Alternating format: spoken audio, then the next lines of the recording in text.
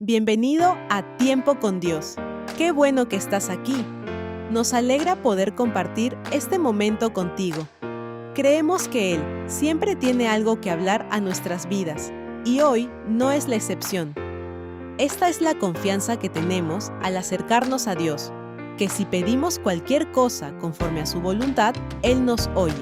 Pon tu corazón en Dios y disfruta lo que Él tiene para tu vida hoy.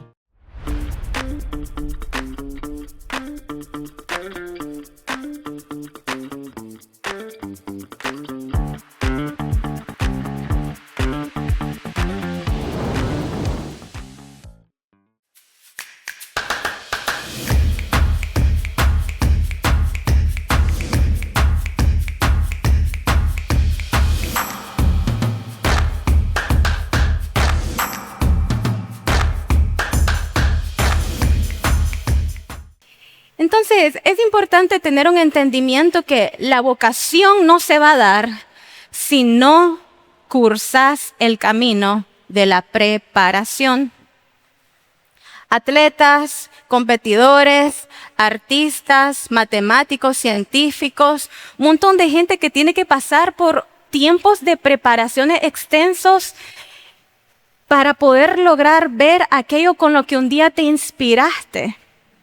Y digo, qué importante es entender que la vocación no te va a aparecer en una nube de gloria y Dios te va a decir, aquí está, esto es la razón por la que viniste al mundo. Como todos los quisiéramos, ¿verdad? Qué fácil poder decir, ay, Dios ya me dijo lo que tengo que hacer, entonces voy a hacer eso y ya. No, el tiempo de preparación determina la forma en que esa vocación va a empezar a dar frutos. Porque si en la preparación no aprendes el valor de tu profesión alineado al valor de tu vocación, entonces el llamado de Dios jamás te va a ser entregado. Es importante nosotros entender cómo este tiempo de preparación nos encamina a la visión que tiene Dios para con nosotros. Vayamos rápidamente a Jeremías capítulo 1, versículo 4, cuando se le está haciendo el llamamiento a Jeremías. Dice, vino pues palabra de Jehová a mí diciendo, antes que te formase en el vientre, te conocí. Y antes que nacieses, ¿qué hizo? Te santifiqué.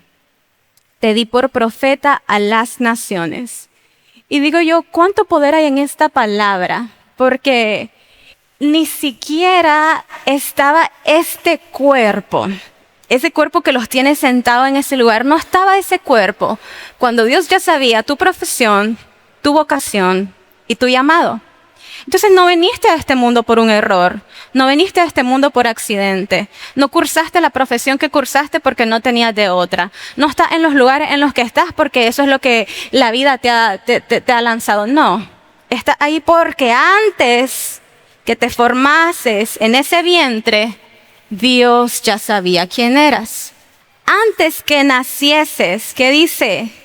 Ya habíamos sido santificados. Y es ahí donde esa unión con el Espíritu Santo vuelve a la vida, porque te apropias de la purificación, de la santificación, que desde antes que vinieras a este mundo, Dios ya te había dado. Y sigue diciendo, te di por profeta a las naciones. A veces tomamos esto así muy literal como alguien que está por encima de todo. Pero si volvemos a los tiempos en la Biblia, una persona que se movía de nación en nación, de ciudad en ciudad, de lugar en lugar, como lo hacía Jesús, era reconocida porque no cualquier persona podía causar un impacto en un lugar. De hecho, para muchos poder hablar en un lugar necesitaban tener permiso o leyes para poder hacer así reuniones públicas. Pero qué bonito tener esa garantía en la que Dios nos dice, las naciones ya eran tuyas. Y no significa gobernar, ser presidente, no. Significa que, ¿qué es lo que hace Satanás cuando tienta a Jesús? Le entrega a las naciones, ¿por qué? Porque habla de posesiones. Entonces, ¿cuáles son las posesiones que ya te fueron entregadas desde antes que vinieras a este mundo? Ahora, ¿qué es lo que pasa y lo que impide que esto empiece a funcionar en nosotros y que no nos apropiemos ni de esas naciones, ni de esa santificación, ni de eso que Dios ya había entregado a nosotros a nosotros para ser formados. Fase número 2, hay que prepararnos para un desierto de soledad. Entonces, pudiste haber cursado tu profesión, pudiste ir conociendo cuál es tu vocación y le vas dando al Señor el lugar y le vas diciendo, Señor, reconozco que me ha hecho bueno, que me ha hecho buena, porque tú pones gracia en mí, tú eres quien me da la fuerza, tú eres quien me da el valor, tú eres quien me da la garantía para salir adelante. Pero ¿qué pasa? No te gusta el tiempo de preparación a veces. Mire, es sorprendente, la mayoría de la que me conoce sabe que yo bailo, y es sorprendente cómo 1 minuto en escena te cuesta hasta 6 meses de trabajo. Y a veces te das cuenta que valía más el tiempo que pasaste entrenando por ese minuto que lo que te aplaudieron en ese teatro. Y yo digo, qué bonito es darle el valor al tiempo de la preparación. Ese valor en el que ves cómo te estás puliendo, cómo Dios te está formando, cómo Dios está fortaleciendo tu carácter, cómo Dios está fortaleciendo tu espíritu, cómo te está diciendo es que no naciste para esto, naciste para esto. Cómo Dios te está diciendo es que no te quiero aquí, te quiero allá. Es que no lo vas a hacer así, lo vas a hacer de esta forma.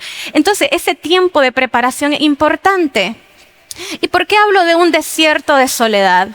Muchas veces juzgamos la soledad como algo malo y la misma sociedad ha ido como dictando el error que es a veces apartarse, pero porque se hace de la forma incorrecta. Pero ¿cómo vamos a entender esto en esta mañana? Cuando Jesús, y retomemos ese ejemplo de cuando Él fue tentado, Jesús estaba en un ayuno de 40 días en el desierto. Y lo que yo entiendo de esta actitud de Jesús es como Él decidió apartarse para Dios. En la soledad te das cuenta de muchas cosas, de muchas realidades, de cómo eres tú con las personas y de cómo las personas son contigo también. Entonces, ese tiempo de soledad, ese desierto al que te apartas para decirle, Señor, heme aquí, obra en mí, trabaja en mí, es lo que te prepara para que esa vocación te encamine al llamado por el cual estás en esta tierra. Entonces se va Jesús al desierto y Satanás lo empieza a tentar y qué bonito cómo con la palabra Jesús le empieza a refutar y me encanta cómo cierra para quienes han leído esa fase, ¿verdad? Le dice el Señor, le dice Jesús, ¿verdad? Vete, Satanás. Y yo digo, qué impactante para mí es eso, porque yo con Dios soy muy así, ¿verdad? Siento que soy como bien abierta. Entonces yo le digo, Jesús, literal le dijiste, deja de hacerme perder mi tiempo que estoy con Dios y está haciendo darme cuenta aún del mayor poder que hay en mí. Entonces Satanás venía a querer debilitarlo y lo que más bien estaba haciendo era decirle, ¿sabes qué? Ahora me doy cuenta más de lo que Dios ha puesto en mí. Entonces, qué importante entender en la prueba que no hay que abrazar el conflicto, sino aprender del conflicto. Si la prueba viene a mí y yo digo, enfermedad, y la enfermedad es que viera, hermana, no voy a ir a la iglesia porque hoy amanecí súper mal. Ok, está bien. No venga, hay que cuidarse. Pero al día siguiente, voy otra vez enferma, Señor. Y el martes voy otra vez enferma. Y el miércoles, ay, Señor, es que yo creo que esto es el diablo que me está atacando, bla, bla, bla. Nada de culpa tiene el diablo. Tu mente le está dictando al cuerpo, abrazando la enfermedad, haciéndose propia de ella y diciéndole, de aquí no va a salir. Entonces, es determinante en nuestro día a día entender que a veces Dios pone un no en esta tierra, pero nos está dando un gran sí en el reino de los cielos. Y yo digo, qué importante es entender no convertirnos en seres físicos y apropiarnos cada día más en volvernos seres espirituales. Lo físico pasa y la Biblia te lo enseña, todo pasará y lo que permanece es su palabra. ¿Y por qué cree usted que la palabra permanece? Porque la palabra no alimenta el cuerpo. La palabra alimenta el espíritu. Entonces, si yo me lleno del alimento que me va a volver un ser inquebrantable para que este sea mi año de grandes conquistas, yo necesito fundamentarme de la palabra de Dios. Juan capítulo 4 nos enseña una una lección de vida importante acerca de dónde pedir, hacia dónde acercarnos. Vemos la historia de la mujer samaritana y se dice que la mujer samaritana, ¿verdad?, venía a este pozo para agarrar agua, se topa con Jesús. Juan capítulo 4, versículo 7. Se topa con Jesús en el versículo 11, vayamos un poco más directo. La mujer le dijo, dice, Señor, no tienes con qué sacarla y el pozo es hondo. ¿De dónde pues tienes el agua viva? Jesús le estaba ofreciendo un agua viva. Le dice, ¿acaso eres tú mayor que nuestro padre Jacob, que nos dio este pozo del cual bebieron él, sus hijos y sus ganados? Y Jesús le responde y le dice, cualquiera que bebiere de esta agua volverá a tener sed, mas el que bebiere del agua que yo le daré no tendrá sed jamás, sino que el agua que yo le daré será en él una fuente de agua que salte para vida eterna. ¿Qué es importante entender en esta lección que Jesús nos da? En nuestro día a día queremos recibir de la fuente equivocada. Entonces te aferras demasiado a un propósito, a una meta, a un cumplimiento y querés que eso se dé. Entonces imagínese cómo sería que usted para bañarse todos los días tuviese que acercarse, o no acercarse, caminar kilómetros a un río para poder bañarse. Qué cansancio se devolvería después de 365 días. Y los que ya estamos de los 20 para arriba, imagínense cuántos kilómetros hubiésemos caminado hasta este punto. Entonces la mujer reconoce que si le da esa oportunidad a Jesús para saciar su necesidad, no solamente se va a saciar su sed, sino que su vida se va a volver mucho más fácil. Y yo digo, qué bonito tener esa garantía en Dios de que nuestros días se vuelven mucho más sencillos porque estamos bebiendo del agua que sacia y no de la que nos retiene. ¿Cómo logramos que eso suceda? Fase número 3. Hay que dejar el afán de la vida para seguir a Cristo. Entonces, en la fase número 1, entendés que es importante crecer en tu vocación. En la fase número 2, te das cuenta que para que esa vocación se alinee con el llamado de Dios, el tiempo de preparación es importante. Pero para que dediques el tiempo a esa preparación, como Dios te quiere moldear, hay que dejar de afanarse por la vida. Y no, esto no significa convertirse en un santo que pasa de lunes a domingo en la iglesia. Es que yo ya no voy a trabajar, pastor, porque mire, el Señor me está llamando y la esposa muerta de hambre, los hijos sin colegio, los niños no van a poder estudiar, no tienen ropa, no se pueden vestir. Es que no solo de pan vivir el hombre, sino de toda palabra. No está inventando. Es muy diferente las obligaciones que tenemos como seres humanos para que esa vocación pueda seguir dando fruto y lo que Dios te manda a hacer a tu ser espiritual. Entonces, ¿qué pasa con este afán de la vida? Vamos a irnos a Santiago capítulo 4. En Santiago capítulo 4 leemos acerca de lo que significa volvernos amigos con el mundo. Y es lo que en muchas ocasiones hacemos, porque estamos muy concentrados en nuestra profesión y no en nuestra vocación.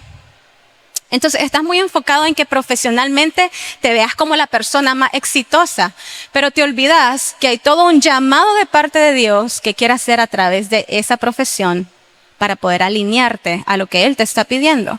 Entonces te vuelve amigo del mundo ¿cómo? Santiago capítulo 4 versículo 1. ¿De dónde vienen las guerras y los pleitos entre vosotros? ¿No es de vuestras pasiones las cuales combaten en vuestros miembros? Codiciáis y no tenéis, matáis y ardéis de envidia, y no podéis alcanzar. Combatís y lucháis, pero no tenéis lo que deseáis, porque no pedís. Pedís y no recibís, porque pedís mal, para gastar en vuestros deleites. Vamos a cortarlo por ahí, ¿verdad? Pero yo le insto a que pueda meditar sobre ello. Y yo digo, es sorprendente cómo en muchas ocasiones nuestra misma profesión se vuelve nuestro mismo obstáculo. Porque estás tan aferrado en convertirte en esa imagen que otros tienen de éxito, que te olvidas de la imagen que Dios tiene de éxito para contigo. Dice en el versículo 3, ¿por qué no recibimos? Porque pedís mal. ¿Para qué? Para gastar en vuestros deleites. Y esto no se refiere a droga, a vicios, no. Significa muchas veces estás pidiendo dinero porque querés más posesiones, estás pidiendo dinero porque querés que tu trabajo sea exitoso, que sea el mejor trabajador, querés engrandecer lo que Dios te ha entregado, querés verte como lo mejor, y está bien, no es malo visionar. Pero como estás pidiendo algo que va en contra de lo que Dios quiere trabajar en ti en ese momento, entonces estás pidiendo no solamente a una fuente que no te va a saciar, sino a una fuente que no te va a responder. Entonces, ¿tiene Jesús todas las capacidades para satisfacer las necesidades que tiene en este momento? Por favor. ¿Le basta y le sobra con hacerle así para que todo lo que necesites esté en tu bolsillo en este mismo momento? ¿Por qué no lo hace? Porque el tiempo de preparación es importante y porque el afán de la vida te va a hacer olvidarte de lo que Dios está demandando para con tu vida. Entonces, necesitamos entender que en esta vida no se trata de alcanzar un éxito humano que el día de mañana se va a quedar. ¿Y a qué me refiero con esto? A Dios no le sirve una fidelidad en este presente, sino a ser fiel en lo eterno. Las personas que han tomado a Jesús como Señor y Salvador de su vida, tenemos garantía de que no vivimos para este mundo, vivimos para una eternidad. Y a veces yo molesto con mi papá y le digo, ¿sabes qué? Nosotros somos inmortales, le digo. Y él me dice, no estés con locurita. Y yo, ¿vos sabés a lo que me refiero? Le digo. Y es que entregaste tu vida a Dios para que sea eterna. ¿Tenés conciencia de eso? Vas a vivir por siempre.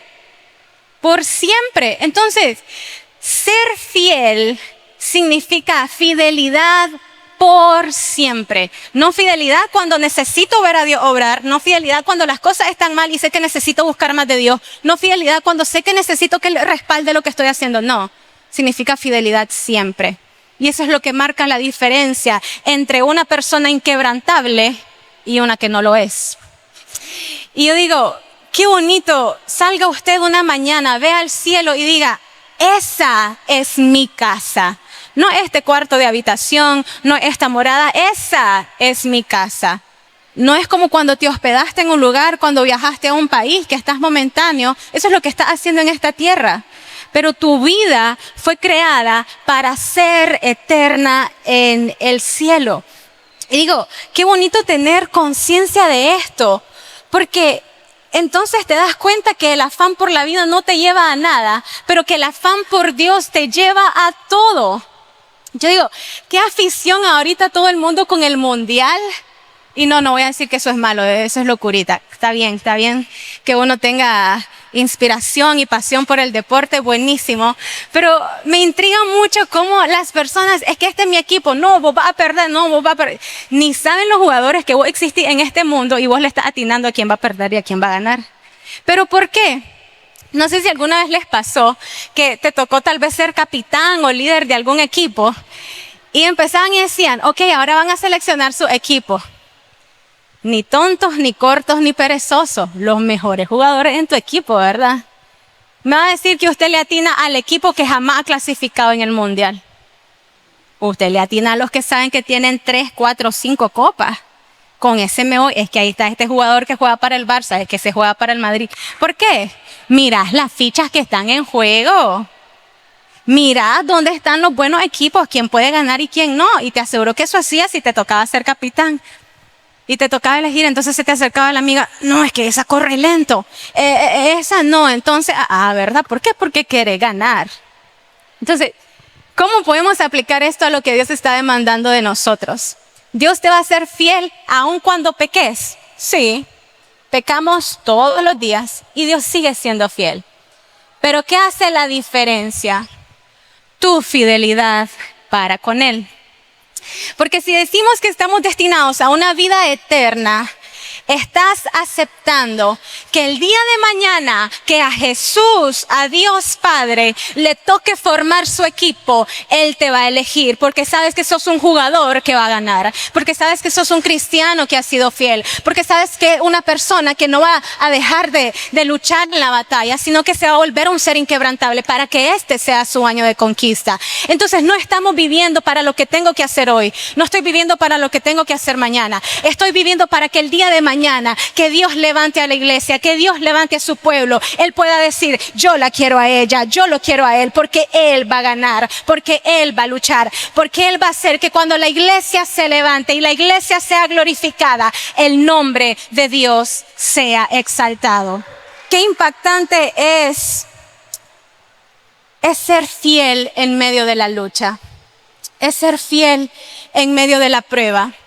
Y que cuando Dios te pida algo que sabes que te ha costado, algo que sabes por lo que has trabajado, y Dios te diga, lo quiero, le puedas decir, aquí está. Porque en esos pequeños momentos en los que Dios quiere probar tu fidelidad, son aquellos en los que vas a tener la garantía del cumplimiento de la promesa de Dios para con tu vida. Necesitamos poder dejar que la intervención de Dios venga a nuestros corazones. Les aseguro que en algún momento, es algo que a mí me pasaba, hemos orado por intervención divina y venimos y decimos, Señor, yo quiero tu intervención divina, yo quiero que hagas algo en mí. Intervención significa darle la oportunidad a Dios para decirte cómo o cómo no actuar. Dice la palabra intervención, ¿verdad? En el diccionario igual de la literatura española, acción de tomar parte en un asunto, interceder o aplicar medidas directas sobre un proceso, con el objetivo de alterar, mejorar o solucionar una situación. Van a haber momentos en los que humanamente vos vas a saber que tenés toda la capacidad, toda la fuerza y toda la habilidad para lograr la meta por la que estás trabajando. Y no se va a tratar de lo que humanamente podés hacer, sino se va a tratar del objetivo con el que Dios quiere venir a alterar tu vida, a mejorar tu vida y a solucionar tu problema. Y es sorprendente cómo una vez que le obedeces a Dios y simplemente le decís, sí Señor, acepto ese desierto de soledad del que estábamos hablando, el Señor inmediatamente te empieza a dar las respuestas. Y es porque eso es intervención divina. Significa que cuando Dios te hable, significa que cuando Dios te pida, esa confianza con la que le has dicho, Señor, confío en ti, empieza a obrar.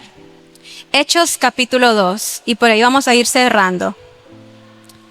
Capítulo 2, versículo 17.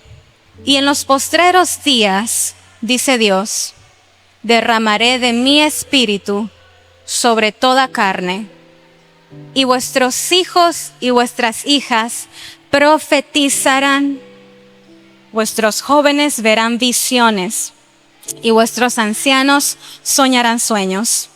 Y de cierto sobre mis siervos y sobre mis siervas en aquellos días derramaré de mi espíritu y profetizarán. Y daré prodigios arriba en el cielo y señales abajo en la tierra, sangre y fuego y vapor de humo. El sol se convertirá en tinieblas y la luna en sangre, antes que venga el día del Señor, grande y manifiesto. Y todo aquel que invocare el nombre del Señor será salvo. Qué bonito es saber que el día en que ese espíritu sea derramado, tú vas a ser uno de esos vasos que será lleno. Pero qué duro va a ser que cuando ese espíritu sea derramado, también puedes llegar a ser uno en los que el Señor va a decir, ay, no puedo derramar. Entonces Dios no te va a hacer un llamado y una vocación en la que no vas a dar fruto. Dios te está pidiendo, te está llamando, está deseando que el día en que ese espíritu sea derramado, tú puedas hacer equipo con Él. Gracias por acompañarnos en Tiempo con Dios. Esperamos que esta palabra haya sido de bendición para tu vida. No te quedes solo con esto. Lleva lo que Dios habló a tu familia y amigos. Nos vemos en el próximo programa.